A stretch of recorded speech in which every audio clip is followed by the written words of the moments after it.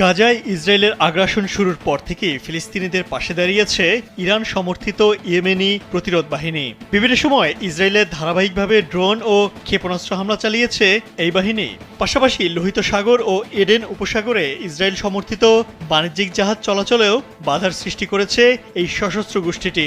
তবে এবার ইসরায়েলের প্রধান আন্তর্জাতিক বিমানবন্দর বেন গুরিয়নে হাইপারসনিক ব্যালিস্টিক ক্ষেপণাস্ত্র হামলা চালালো ইয়েমেনি প্রতিরোধ যোদ্ধারা। গাজায় ফিলিস্তিনিদের সাথে সংহতি প্রকাশ করে ইয়েমেনের বিদ্রোহীরা এ হামলা চালায় বলে দাবি করা হয়েছে। ইয়েমেনি প্রতিরোধ বাহিনীর সামরিক মুখপাত্র ইয়াইয়া সারে এক ভিডিও বার্তায় জানান, এই হামলায় প্যালেস্টাইন 2 নামের একটি ক্ষেপণাস্ত্র ব্যবহার করা হয়েছে। ইসরায়েলি সামরিক বাহিনী আইডিএফ দাবি করছে তাদের বিমান বাহিনী রাতের বেলা এই ক্ষেপণাস্ত্রটি বাধা দিয়েছে। সামাজিক যোগাযোগ মাধ্যম এক্সের একটি পোস্টে তারা লিখেছে, ইয়েমেন থেকে নিক্ষিপ্ত একটি ক্ষেপণাস্ত্র ইসরায়েলি বিমান বাহিনী দ্বারা ধ্বংস করা হয়েছে। তবে এই হামলায় ইসরায়েলের বেন গুরিয়ন আন্তর্জাতিক বিমানবন্দরে কোনো ক্ষতি হয়েছে কিনা এখন পর্যন্ত সে বিষয়ে কোনো তথ্য জানা যায়নি। তবে ইয়েমেন থেকে ক্ষেপণাস্ত্র হামলা চালানোর পর ইসরায়েলের একাধিক এলাকায় আকাশ হামলার সতর্কতা সূচক সাইরেন বেজে ওঠে।